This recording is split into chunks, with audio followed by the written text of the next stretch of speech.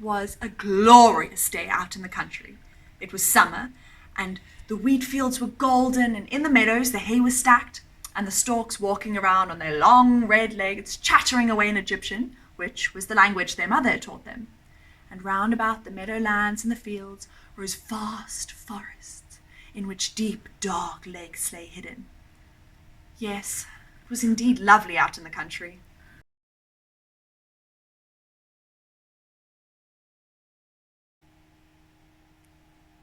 You do not have to be good. You do not have to walk on your knees for 100 miles repenting. You only have to let the soft animal of your body love what it loves. Tell me about despair, yours, and I will tell you mine. Meanwhile, the world goes on. Meanwhile, the sun and the clear pebbles of the rain are moving across the landscapes, over the prairies and the deep trees, the mountains and the rivers. Meanwhile, the wild geese, high in the clean blue air, are heading home again.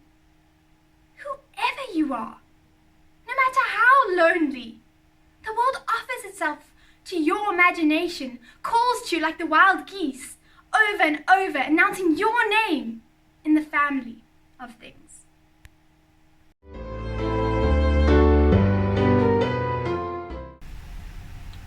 Amid the sunshine, there stood a house with a deep moat around it. Along the water's edge in the wilderness of burdock leaves, a duck sat in her nest hatching her ducklings. She was weary, because sitting is such a dull business and scarcely anyone came to visit her. The other ducklings would much rather swim in the moat than visit to gossip with her.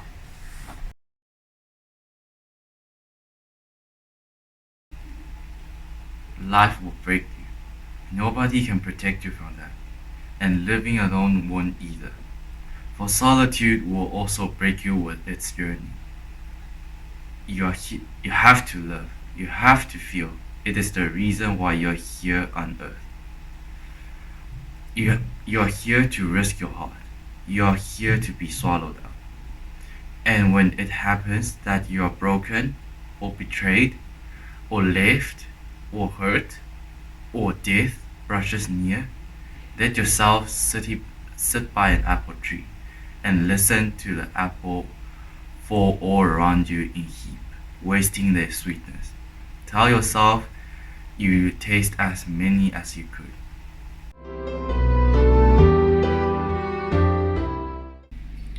But at last the eggshells began to crack. Peep, peep, they said as they poked out their heads. They all waddled out to have a look at the green world under the leaves. Their mother let them look as much as they pleased, because green is good for the eyes. How wide the world is, said all the ducklings, but they certainly had much more room now than they had when they were in their eggshells.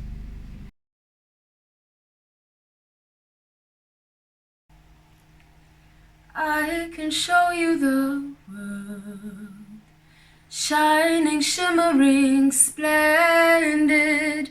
Tell me, princess, now when did you last let your heart decide? I can open your eyes, take you wonder by wonder, over, sideways, and under, on a magic carpet ride, a whole new world, a new fantastic point of view. No one to tell us no, or where to go, or say we're only dreaming. A whole new world, a dazzling place I've never knew. But when we're way up here, it's crystal clear that now I'm in a whole new world with you.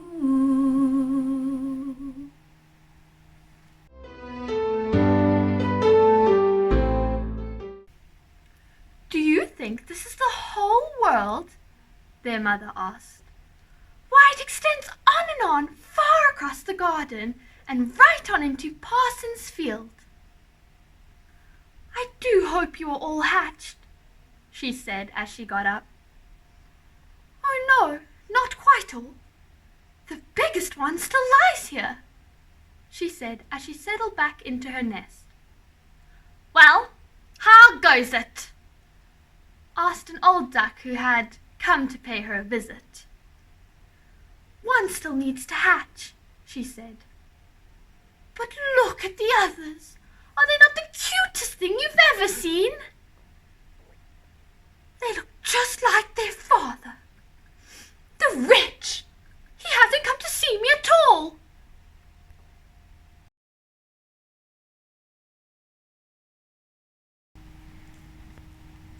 I had my first cup of coffee when I was 9. My dad used to say that all situations could be solved over a cup of coffee.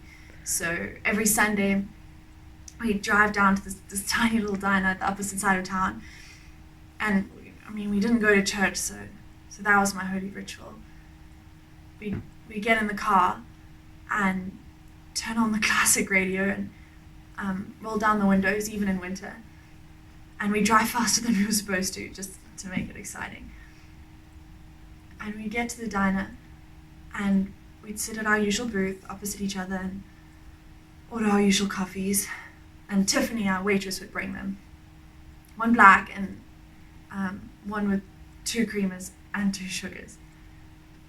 And we'd sit for hours, sometimes ordering pancakes and sometimes just relishing the terrible coffee and each other's company.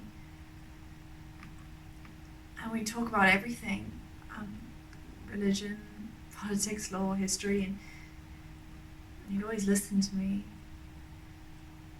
And Tiffany would come by once to fill up his cup and bring me a cookie, and my dad would tip her 30%.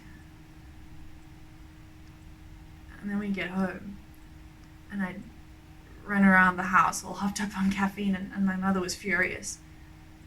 She said it would stunt my growth.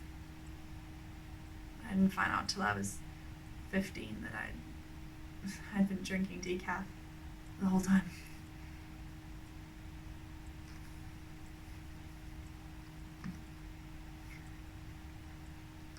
My dad left when I was 18.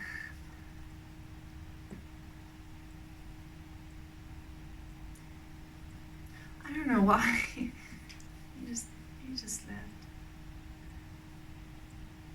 And so for the next 3 Sundays, I'd walk down to the diner and I'd sit at our usual booth and I'd order our usual coffees, 1 black and 1 with 2 creamers and 2 sugars. And Tiffany had long stopped bringing me cookies, but for those 3 Sundays, she brought them anyway. And I sat, waiting. He never came back. And now, sometimes when I go to a restaurant or whatever, I'll just order 2 cups of coffee, just in case.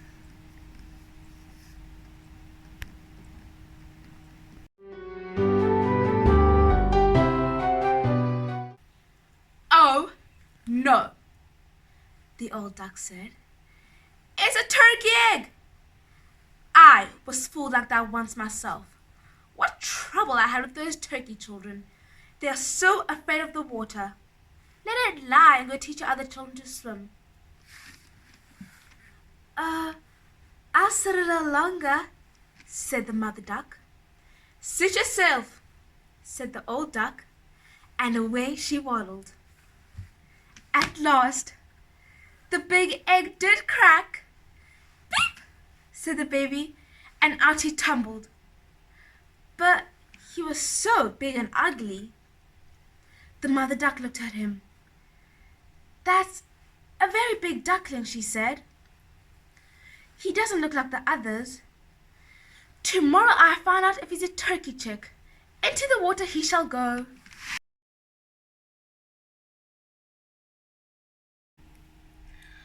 I want to feel at ease when I go to school. I want to feel like I fit in. I'm never part of the in crowd, always on the outskirts looking in. I'd like to be part of the action for once and not be so in my head. God, I hate being so shy, and I hate how everybody seems to think they have me all figured out. Like I'm that girl to them. And there's no second chance at ever being included in something because I'm that girl. The girl who never gets invited to parties because she's never invited to any. Or the girl who doesn't speak to guys because guys will never speak to me. I'd like to change people's perspective of who I am. And I just don't know how to make that work. It's like I'm there but non-existent in a way. Does that make sense? It would be nice to be more involved with everyone else, but it just feels like there's just not any room for me. Like all the seats have been taken. It sucks.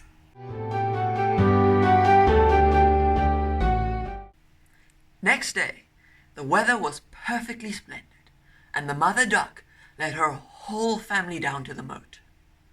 Splash! She took to the water, and one duckling after another plunged in after her. Their legs worked automatically, and even the big, ugly grey duck was swimming along. "Why, that's no turkey," she said.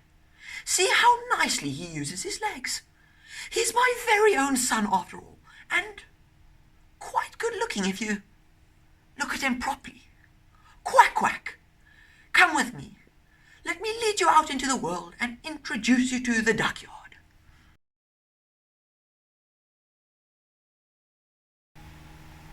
Well, son, I'll tell you. Life for me ain't been no crystal stair. It's had tacks in it, and splinters, and boards torn up, and places with no carpet on the floor. Bare. But all this time, I's been a-climbing on, and reaching landings, and turning corners, and sometimes going on the dark, where there ain't been no light. So, boy, don't you turn back now. Don't you set down on them steps, 'cause you find it's kind of hard. Don't you fall now. For I still going, honey. I still climbing, and life for me ain't been no crystal stair.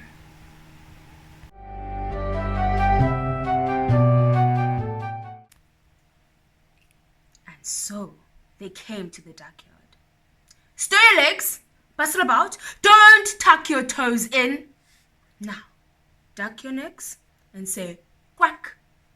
They did as she told them, but the other ducks said out loud, "What an ugly-looking duckling that is! We won't stand for him." And then another duck charged up and bit him in the neck. "Let him alone," his mother said. "He didn't do anything." "Possibly not," the duck that bit him said. "But he is too fat and too strange, and therefore he needs a good whacking."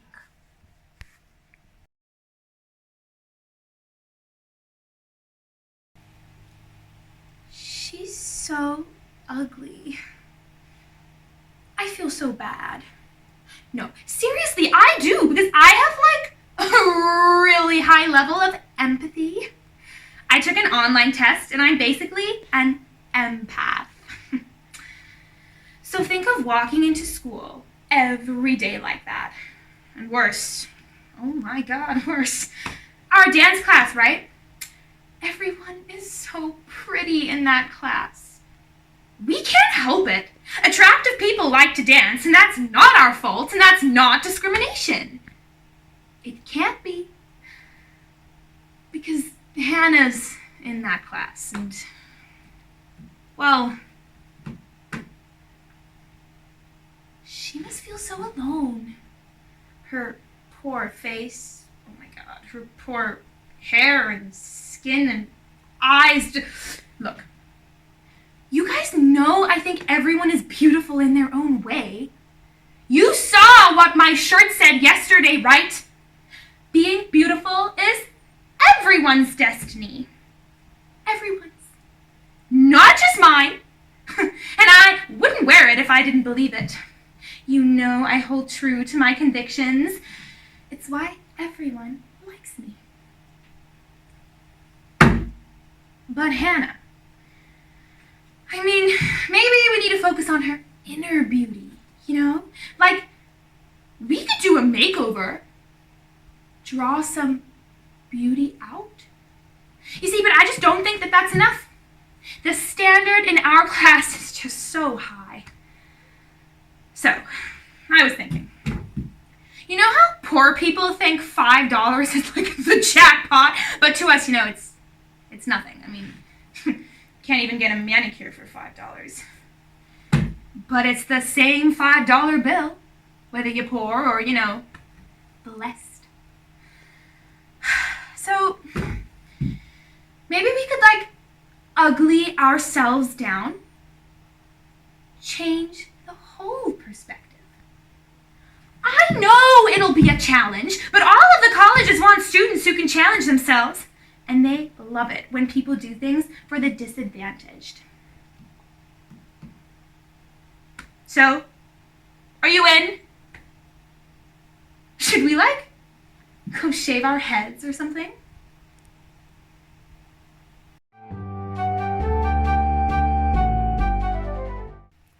What nice-looking children you have, Mother, said the old duck. They're all pretty except that one. He didn't come out so well. It's a pity you can't hatch him again. That can't be helped, your ladyship, said Mother.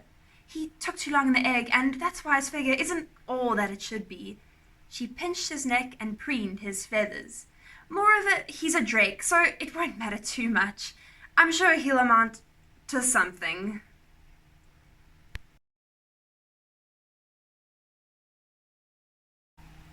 Me? I am the one that will be there. I protect her. Paring her heart, walking most cautious steps.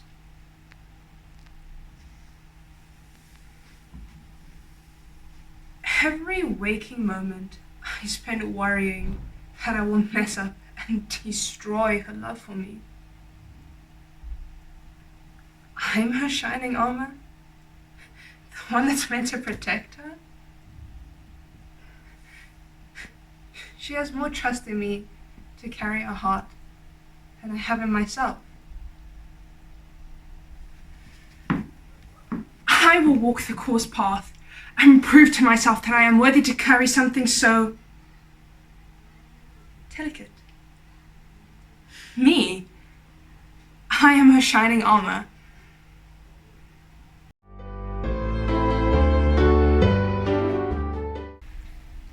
The poor duckling was packed and pushed about and made fun by the ducks and the chickens.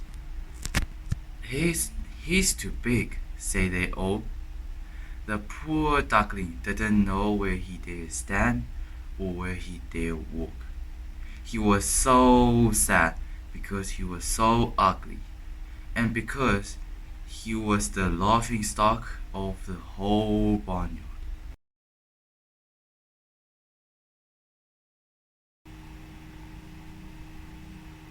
Oh, that this too solid flesh would melt, thaw, and resolve itself into a dew,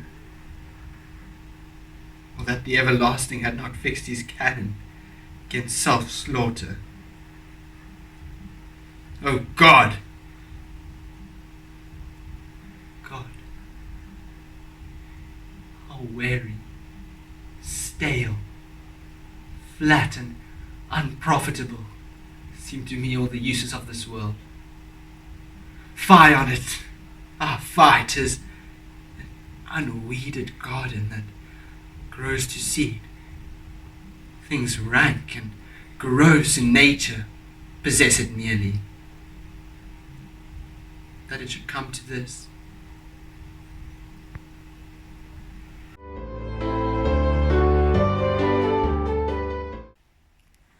So it went on the first day, and after that, things went from bad to worse.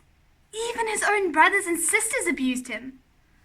Oh, they would say, how we wish the cat would catch you, you ugly thing. And his mother said, How I do wish you were miles away. Even the girl who fed them kicked him with her foot.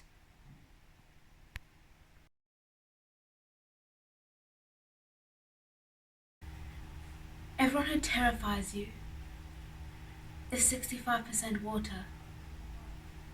And everyone you love is made of stardust. And I know sometimes you just can't even breathe deeply. And the night sky is no home. And you have cried yourself to sleep enough times that you're down to your last 2%. But nothing's infinite, not even lost. You're made of the sea and the stars, and one day you're going to find yourself again. So he ran away and the little bird started up in fright. That's because I'm so ugly, he thought, and ran away until he reached the great marsh where the wild ducks live. He would have stayed there all night long, weary and disheartened.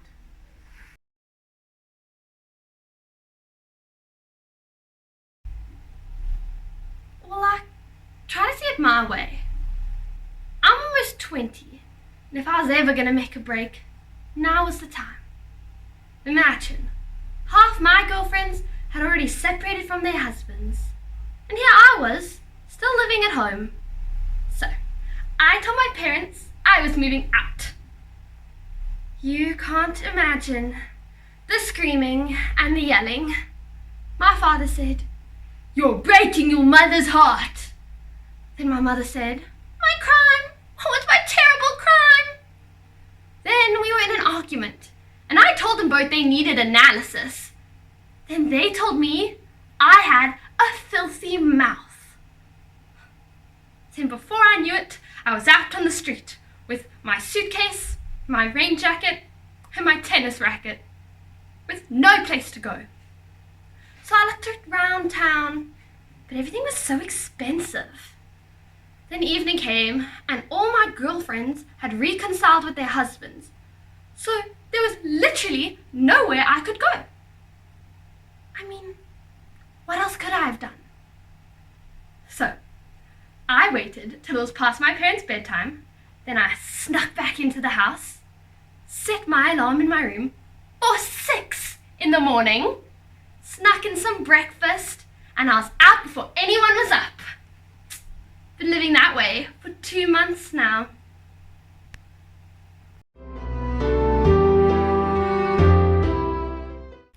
When the morning came, the ducks flew up to look at him.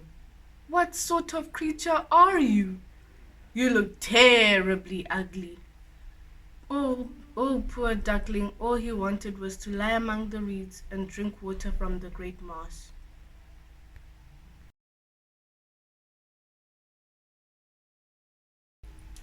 There was a time, I told you, of all that ached inside, the things I held so sacred, to all the world I'd hide, but they became your weapons, and slowly I have learned, the less that is said the better, the lesser I'll be hurt.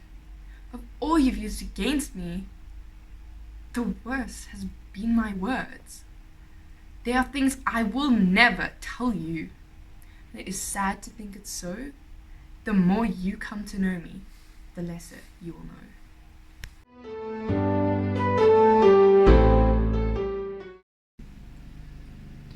There he stayed for 2 whole days.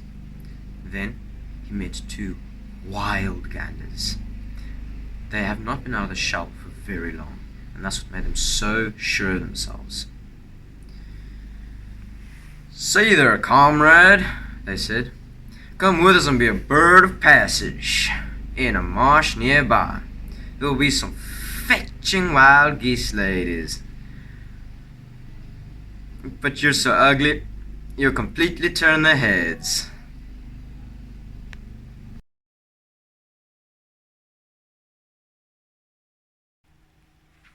Wow, you look beautiful. Really good. I mean it. I like that dress. You look nice. So, What do you think of me? I look good, right? What? I'm not vain. Well, maybe I am, but not without reason, right? You know, why do you have to be so hard? I was just trying to give you a compliment. You know, my mother always taught me to give a lady a compliment. You know, it's fine. I'll go if you're sure that's what you want.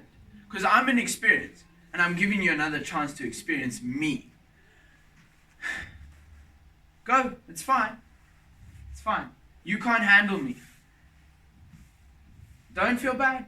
Very few women can. I'll be over here, doing me stuff. See you later, baby.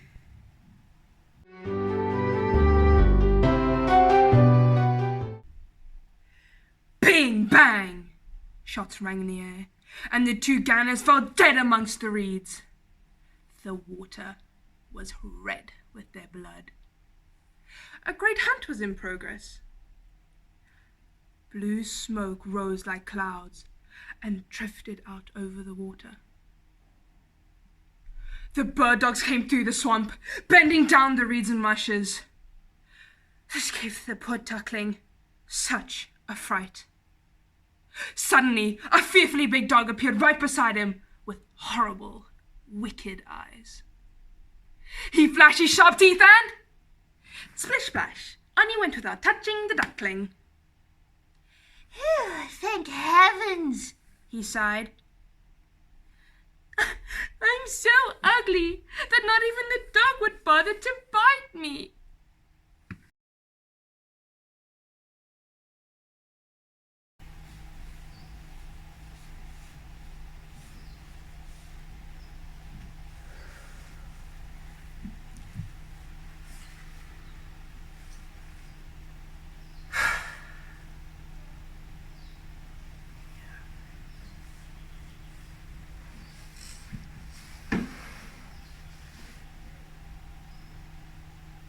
Yes. Tammy was right, Mr. M. He said I'd feel you up here.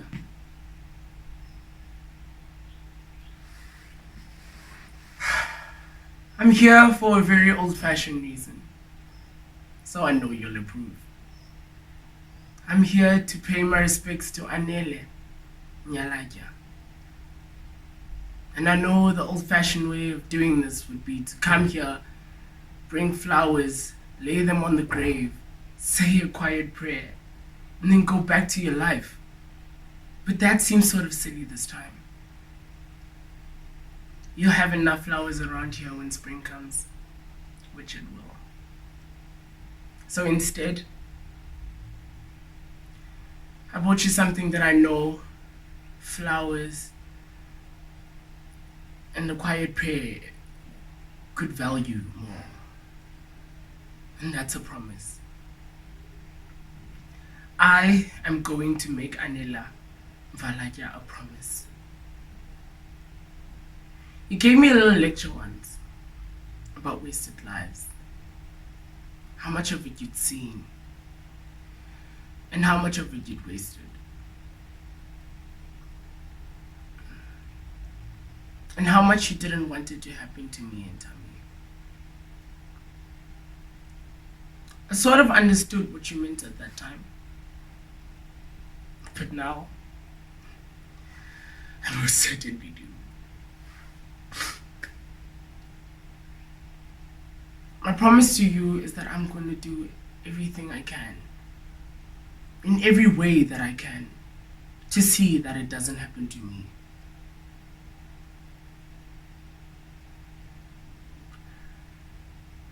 I want you to be proud of me, Mr. M.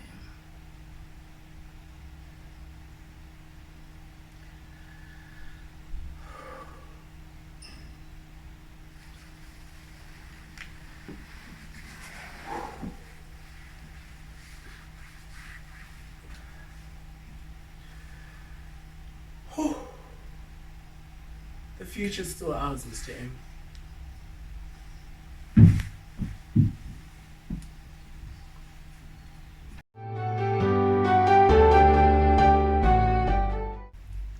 Late in the evening, he came to a ramshackle little hovel, blown about in the wind. Here lived an old woman with her cat and her hen. In the morning, they were quick to notice the strange duckling. In this house, the cat was the master and the hen was mistress, for they thought themselves half the world and the better half at that. The duckling thought there might be more than one way of thinking, but the hen would not hear of it. "Can you lay eggs?" she asked. "No." "Then be so good as to hold your tongue." The cat asked, "Can you arch your back, purr, or make sparks?" "No." "Then keep your opinion to yourself when sensible people are talking."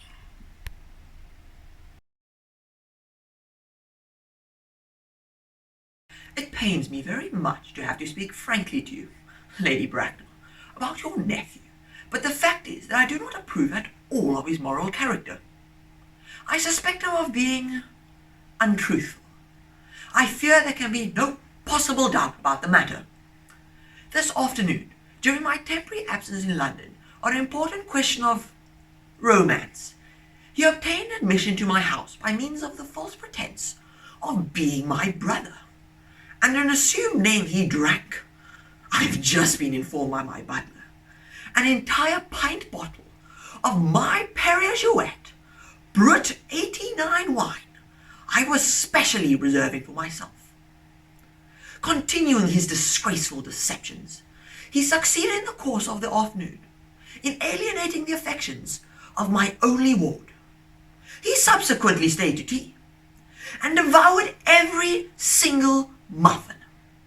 And what makes his conduct all the more heartless is that he was perfectly well aware from the first that I have no brother, that I've never had a brother, and that I don't intend to have a brother, not even of any kind. I distinctly told him so myself yesterday afternoon.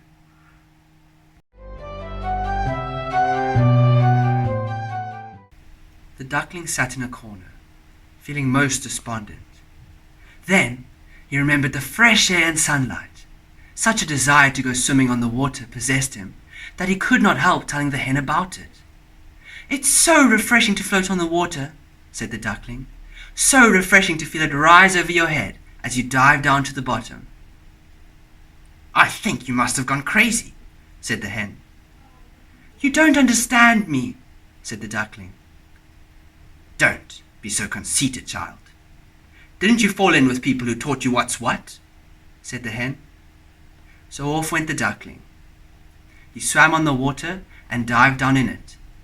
But still, he was slighted by every living creature because of his ugliness.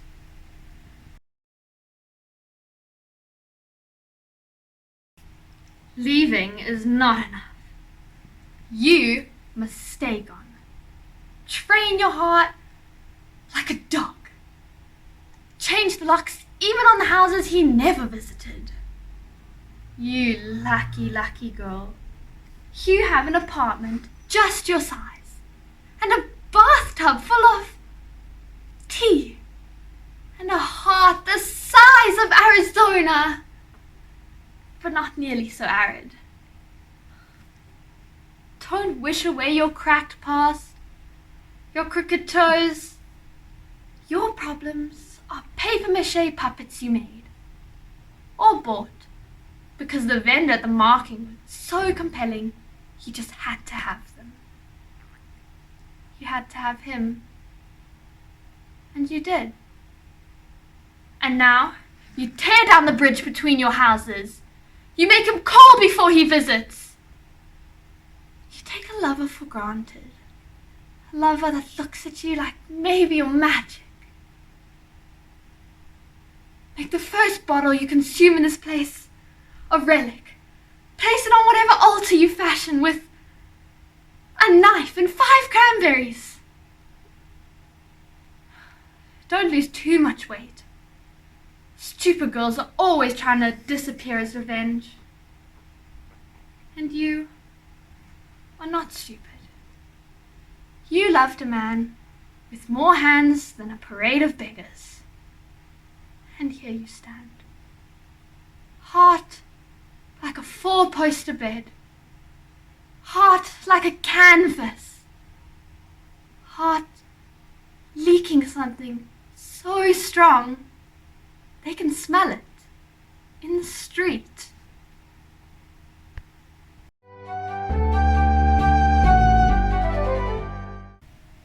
Autumn came on. The leaves turned yellow and brown, and the wind took them and whirled them about. The heavens looked cold as the low clouds hung heavy with snow and hail. One evening, just as the sun was setting, a great flock of large, handsome birds appeared out of the reeds. The duckling had never seen birds so beautiful. They were dazzling white with long, graceful necks. They were swans. They uttered a strange cry as they unfurled their magnificent wings and flew from this cold land. As the duckling watched them, he felt a sense of uneasiness come over him. He craned his neck to watch them go, and he himself let out a strange cry, so loud and shrill that he frightened himself. Oh, the duckling did not know what birds these were or where they were going, but he knew that he'd never loved anything more in his life.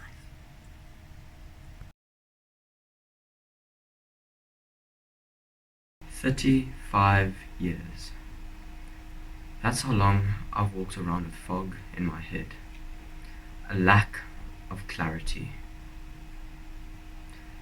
Suboptimal outcomes. So many traumatic things buried deep in my subconscious. Open mental loops.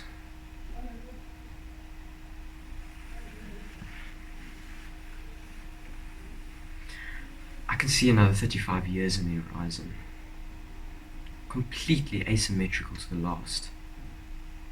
I've found my tribe, and I'll never walk alone again.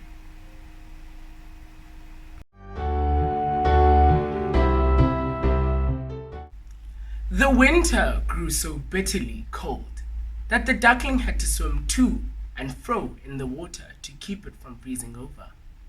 But the hole in which he swam kept on getting smaller and smaller until at last, too tired to move, the duckling was frozen fast in the ice.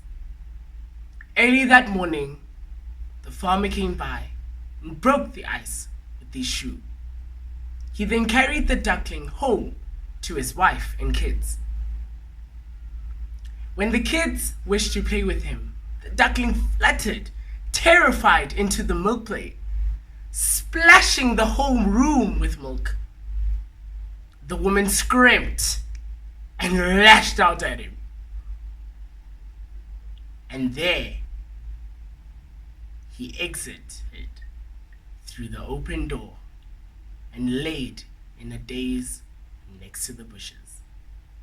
He had many, many wretchedness and cruelty to endure in this cruel winter.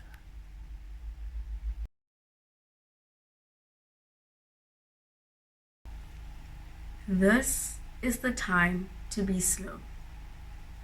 Lie low to the wall until the bitter weather passes. Try, as best you can, not to let the wire brush of doubt scrape from your heart all sense of yourself and your hesitant light. If you remain jealous, time will come good, and you'll find your feet again on fresh pastures of promise, where the air will be kind and blushed with beginning.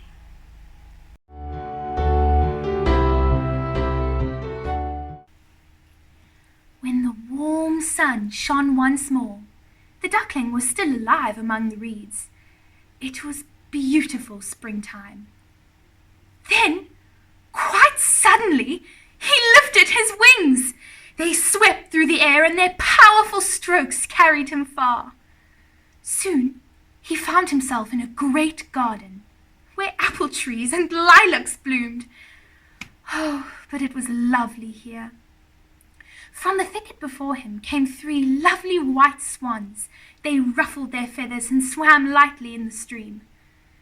The duckling recognized these noble creatures and felt oppressed by a peculiar sadness. I shall fly near these royal birds, and they will peck me to bits because I, who am so ugly, dare to come near them.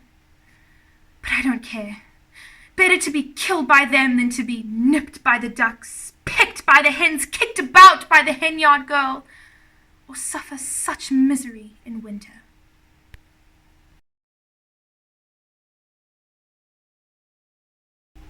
Your grief for what you've lost holds a mirror where you bravely working. You expect the worst, you look instead, you see a joyful face you've been wanting to see. Your hand opens and closes, like a fist that has been always stretched open. You would be paralyzed. Your every contracting and expand as beautiful, balanced, and coordinated bird wings.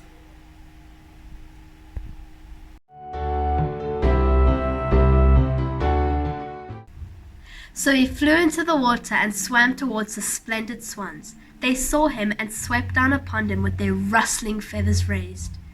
"Kill me," said the poor creature, and bowed his head down over the water to wait for death. But what did he see there? Mirrored in the clear stream, he beheld his own image, and it was no longer the reflection of a clumsy, dirty, grey bird, ugly and offensive. He himself was a swan. Being born in a duckyard does not matter, if only you were hatched from a swan's egg.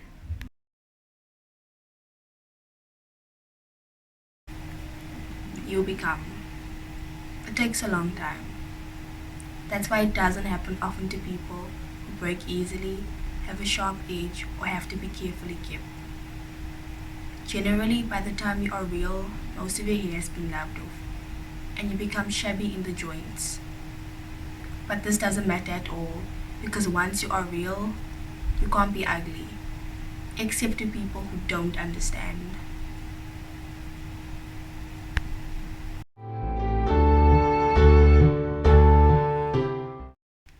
He felt quite glad that he had come through so much trouble and misfortune, for now he had a fuller understanding of his own good fortune.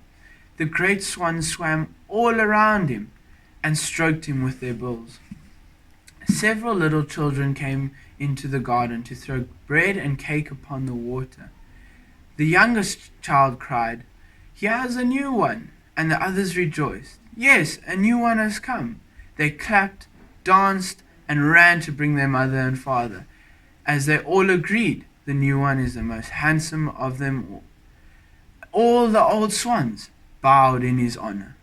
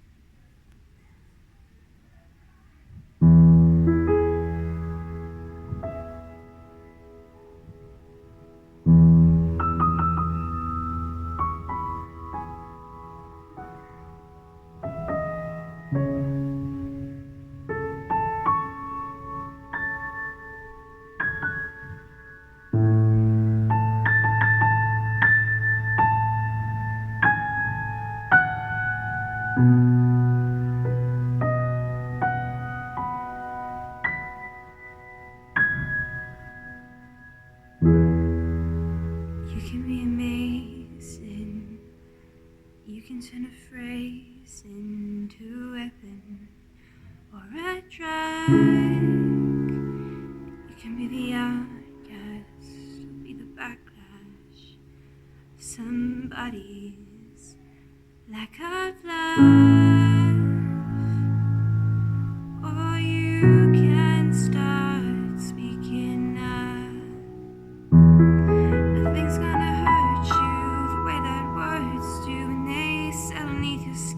Kept on the inside, no sunlight, sometimes a shadow wins.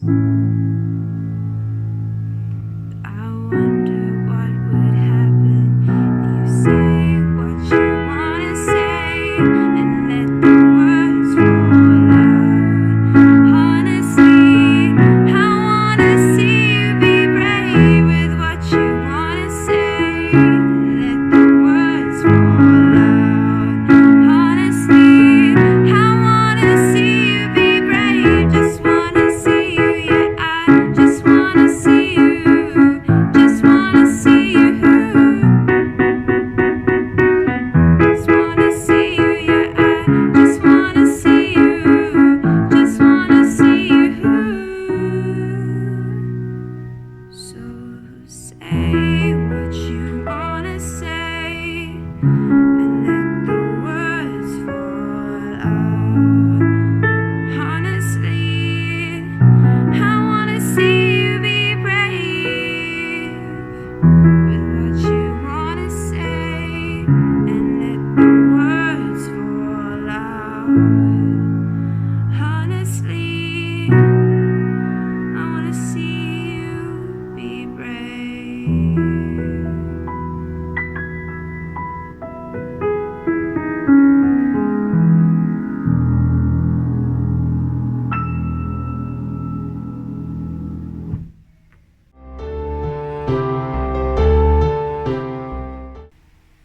Then he felt very bashful and tucked his head under his wing. He did not know what this was all about. He felt so very happy, but he wasn't proud at all, for a good heart never grows proud. He thought of how he had been persecuted and scorned, and now he heard them all call him the most beautiful of all beautiful birds. The lilacs dipped their clusters in the stream before him, and the sun shone so warm and so heartening. He ruffled his feathers and held his slender neck up high, as he cried with full heart, "I never dreamed there could be so much happiness when I was the ugly duckling."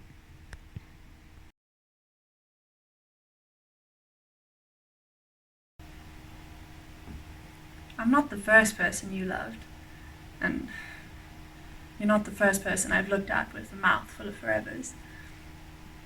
We've both known loss, like the sharp edge of a knife, and we've both lived with lips more scar tissue than skin. But this is how we heal. I'll kiss you like your forgiveness, and you'll hold me like I'm hope, and we'll press promises between us like flowers in a book. And I'll write sonnets to the salt of sweat on your skin, and novels, the little scar on your nose, and a dictionary of the words I've used to try and describe how it feels to have finally found you. And I won't be afraid of your scars. And I know sometimes it's difficult to let me see you in all your cracked perfection. But just know that whether it's the days you shine more brilliant than the sun, or the nights you collapse into my lap, your body broken into 1,000 questions, you're the most beautiful thing I've ever seen.